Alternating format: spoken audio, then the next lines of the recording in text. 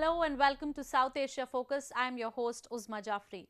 We begin the show with Pakistan, where blasphemy has become a murderous tool. In a recent incident that shook the world, a student of journalism was lynched by his own university fellows for allegedly sharing blasphemous content on social media. We have a report. A brutal and shameful act by these fanatics shook the world.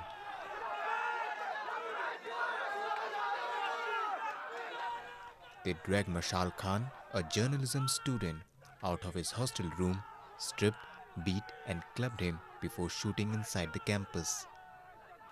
The amateur video shows them kicking and throwing stones at his near-naked, bloodied, lifeless body. Mashal Khan and his friend Abdullah were accused of sharing blasphemous content on social media. The brutal incident at Abdul Wali Khan University in Khyber Pakhtunkhwa is not new. Such crimes have become a norm in Pakistan. बहुत जुल्म हुआ है ये मेरा ख्याल में बर्बरियत है और ये हमारे अगर यंग जनरेशन इतना जोश में आकर लोगों को कत्ल करने लगे तो मेरे ख्याल में ये मुल्क और गलत तरफ जाना शुरू हो जाएगा और हर एक उठकर कोई कहेगा कि ये इसने ये बात कर दी उसको जाके कत्ल कर दे ये बिल्कुल गलत है. Pakistan's blasphemy laws carry a potential death sentence to anyone who insults Islam or Prophet Muhammad.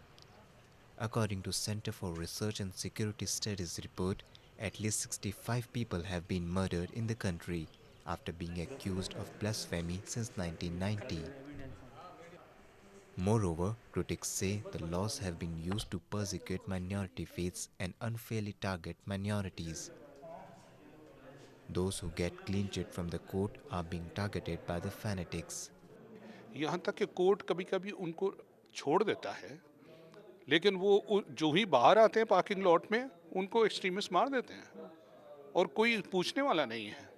आप देख लीजिए सलमान तहसीर जो कि गवर्नर पाकिस्तान थे और पंजाब थे, उन्होंने आसिया बीबी को मदद करने की कोशिश की, मदद नहीं करने की कोशिश की बल्कि उसके फेवर में उसको जाके मिले थे और उनको मार दिया गया. जो हमारे एक ही मिनिस्टर थे शहबाज भट्टी साहब, उन्होंने आवाज़ उठाई इसी मामले में, ब्लास्फेमी लॉ के सिलसिले में, उनको भी मार दिया गया. तो अब सिचुएशन ये है कि लगता है ऐसे है पाकिस्तान गवर्नमेंट जो बिल्कुल पैरालाइज हो चुकी है इस मामले में. हाँ, कोशिश कर रहे हैं लेकिन वो कोशिशों का कोई फ़ायदा नहीं है. In January this year, 5 writers and bloggers disappeared from different cities across Pakistan as they stood against religious intolerance and at times criticized the military. The activists, who were later released, were hit by malicious blasphemy charges. They were later forced to leave the country along with their families. Pakistan's Prime Minister Nawaz Sharif recently ordered that blasphemous content on social media websites shall be removed or blocked, and those posting such material will be strictly punished. Now we take you to India's Jammu and Kashmir state, where the misled Kashmiri youth and students have turned into stone pelters. Provoked by the separatists and external forces, these youths target the security forces and interrupt their operations. We have a report.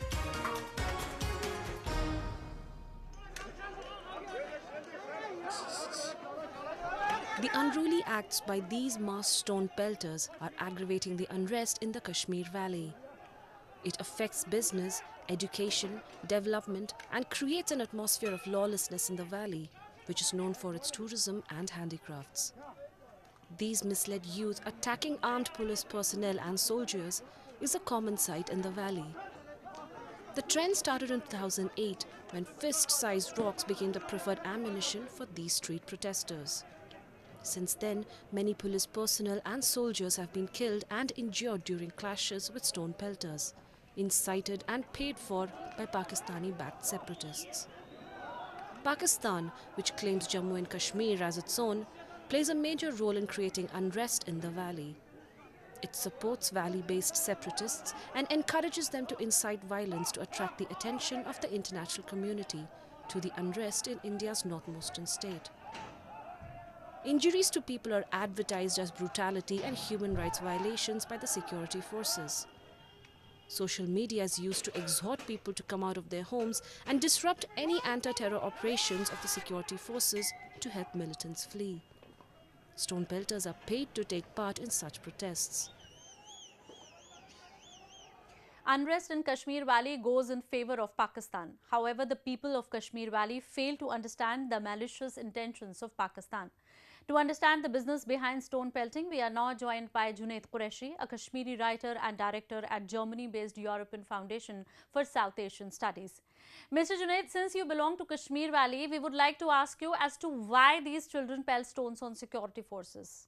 Why are these children going out while an encounter is going on?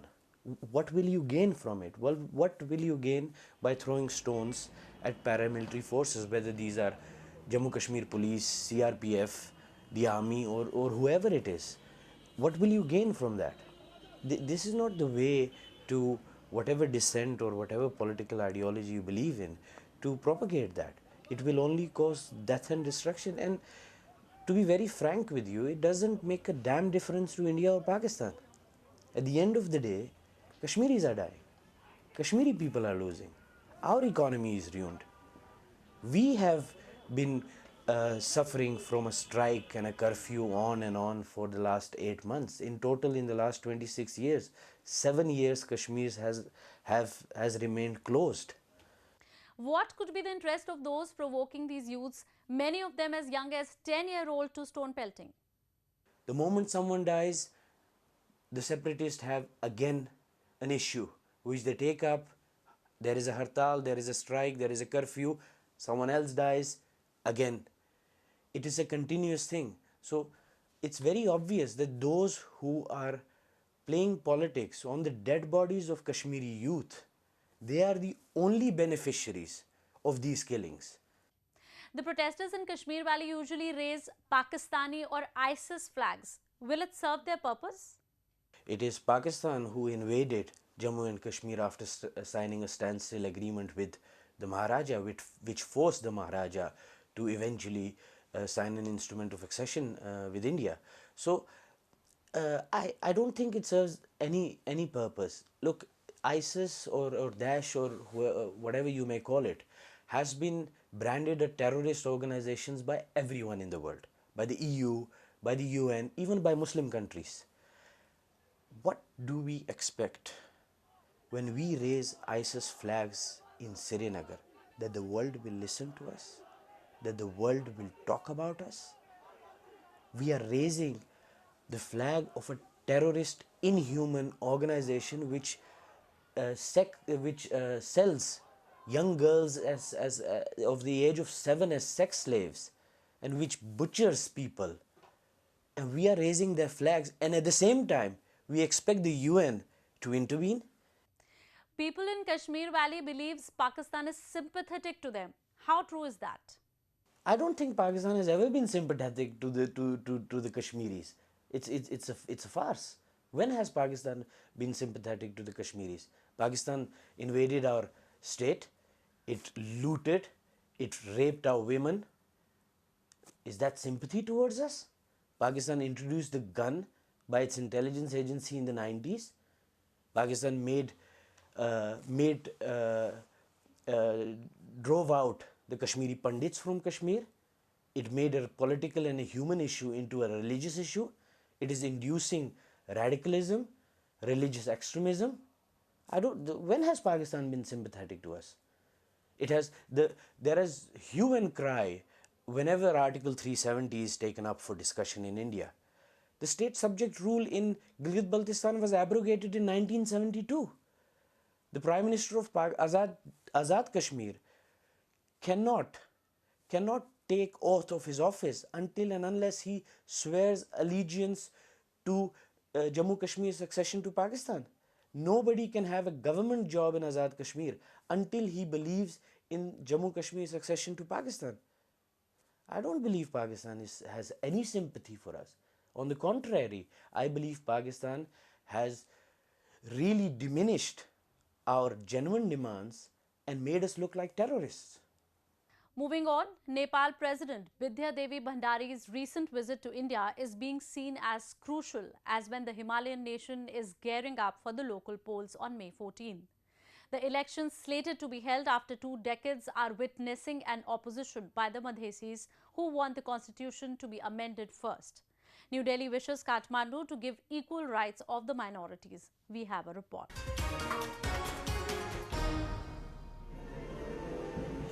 New Delhi rolled out the red carpet for Nepal's first female president, Bidhya Devi Bhandari, who arrived in India for a 5-day visit with an aim to strengthen age-old relations between the countries.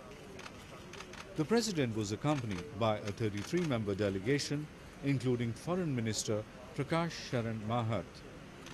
Nepal Bharat असाध्यै नजिकको छिमेकी मित्र राष्ट्रहरू हौं र छिमेकी मात्रै होइन धेरै कुराले हाम्रा कतिपय मूल्य मान्यताहरू धार्मिक सांस्कृतिक सामाजिक र कतिपय व्यवस्थाहरू पनि समान छन् हामी धेरै नै निकट छौं र व्यक्तिगत रूपमा पनि म धेरै निकटता महसुस गर्छु. Bhandari met top Indian leaders including Prime Minister Narendra Modi and External Affairs Minister Sushma Swaraj and discussed the issues of mutual concern.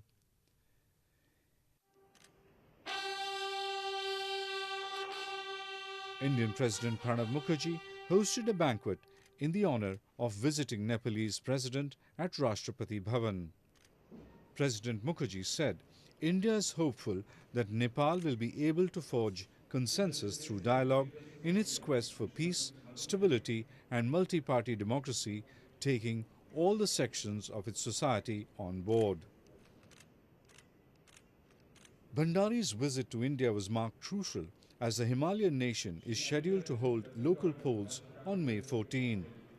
The Madhesh-based parties have threatened the government that they would disrupt the local elections if their demands, including proportional representation in parliament, are not addressed. The Madheshis, who claim to represent the interests of inhabitants of the southern Terai region, who are mostly Indian origin, demand that the constitution promulgated in 2015 be amended to revise the provisions of citizenship and redemarcation of the provincial boundary before going to the May polls. Prime Minister Pushpa Kamal Dahal is holding talks with the United Democratic Madhesi Front, urging them to accept the Constitution Amendment Bill and take part in the upcoming elections. We are now joined by Mr. Ishwar Dev Khanal, a political analyst based in Kathmandu. Mr. Ishwar, how crucial was the visit of President Bidhya Devi Bhandari to India as when Nepal is gearing up for the local polls? Nepal's President Bidhya Devi Bhandari's visit to India has been very meaningful and very significant at a time when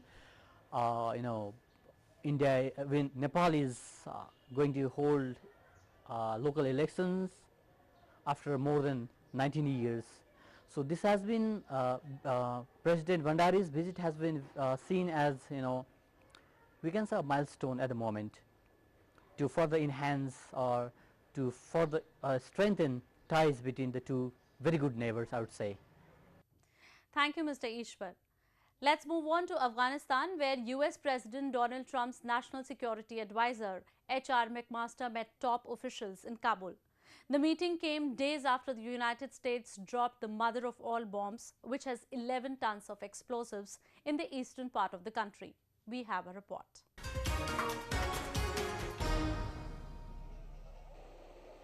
On April 21, the Taliban fighters launched a surprise complex attack on a key Afghan army headquarters in bulk, leaving over 100 Afghan soldiers dead as fighting continues in the embattled territory. Some 10 Taliban fighters and suicide bombers disguised as Afghan soldiers opened fire on Afghan troops in the facility's dining hall and inside the base's mosque. 2 of the other bombers detonated their ordnance inside both facilities. Afghan special forces intervened and brought to an end the nearly 7-hour firefight at the base. ما خو صدا شنیدیم یک 3-4 صدا شاید راکت بود چیز بود خو پس همون تو آمدیم دیگه جنگ شروع بود. The incident came days after General H.R. Mcmaster, the first high-level US official, visited Kabul and held meetings with President Ashraf Ghani, National Security Advisor Hanif Atmar, and other high-level Afghan officials to discuss joint efforts to counter terrorist groups. The visit comes just days after the US dropped the GBU-43 massive ordnance air blast bomb, one of the largest conventional weapons ever used in combat, nicknamed the mother of all bombs, during an operation against ISIS in the Achin district of Nangarhar province. Well, it's not just the bomb, but it's really what our soldiers are doing every day alongside courageous Afghan soldiers, fighting Daesh, ensuring that these people who victimize women, who shoot people in hospital beds, we cannot tolerate the existence of that kind of an organization. They're a threat to all civilized people. So we have come together in a long struggle against these groups who must be defeated. Mcmaster pledged support and cooperation with Kabul, even hinting at a troop surge to bolster the nearly 9,000 US troops stationed there, without outlining an official plan. Well, I think the Taliban must be defeated as well. They can be defeated in a number of ways. For those that are reconcilable, who are now willing to join their Afghan brothers to strengthen the Afghan state, to end the violence, to be part of the political process, I think your president and the chief executive officer, Abdullah, they would welcome them back in. The Afghan government refers to both the Taliban and Islamic State as terrorists. Afghan forces have struggled to contain Taliban insurgents since most international troops were withdrawn in 2014, leaving them to fight largely alone. At the peak in 2011, the United States had more than 100,000 troops stationed in Afghanistan. Moving on to Sri Lanka, where nearly 100 people were buried after a massive rubbish dump collapsed in capital Colombo last week. Search operations are still continuing to find more victims buried under the rubble, after the toll from its collapse rose to 30.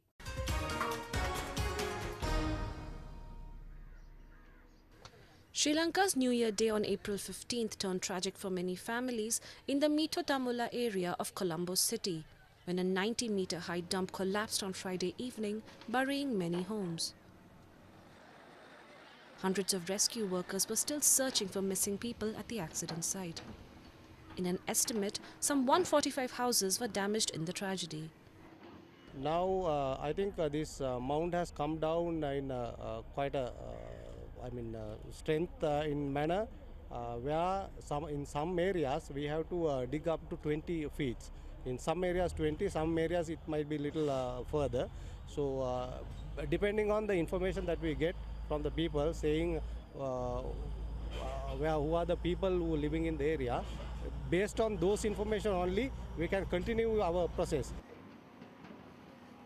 Residents of the area, mostly living in shanties, have been demanding the removal of the dump, saying it was causing health issues. The government had planned to remove it soon under an infrastructure plan. The residents are shocked with the tragic incident as government failed to remove the dump on time.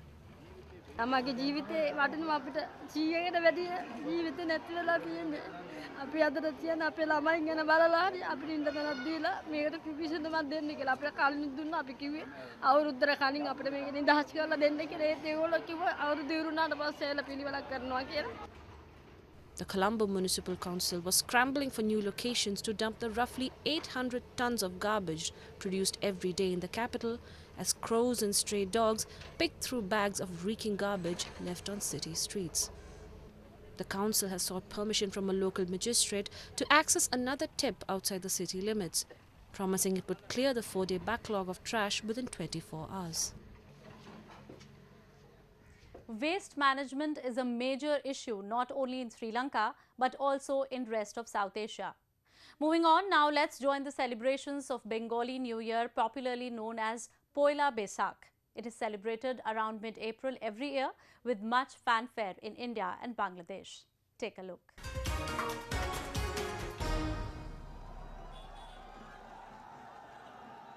Dressed in colourful traditional attires, thousands marched through the streets of Dhaka to celebrate the Bengali New Year.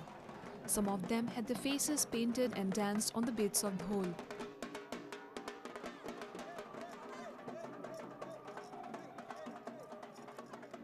Nobaborsha or Bengali New Year is a national festival and is celebrated with much exuberance across Bangladesh. বৈশাখের প্রথম দিন নববর্ষ উদযাপন করতে এসেছি। আজকে বৈশাখ সমগ্র বাংলাদেশের জাতীয় উৎসবে পরিণত হয়েছে।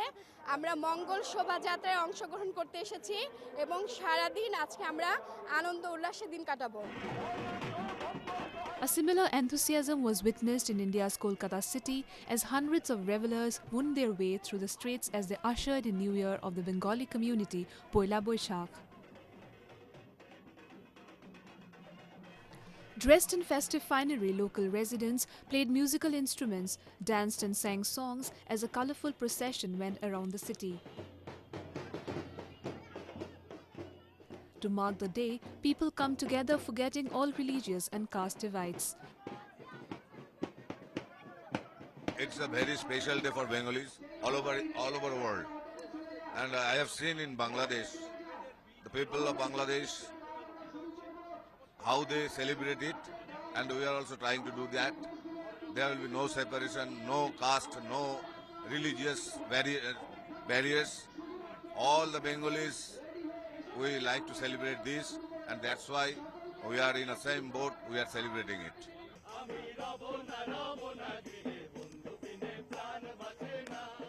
Poila Boishakh celebrations last over a week and are marked by a variety of cultural programs and fairs.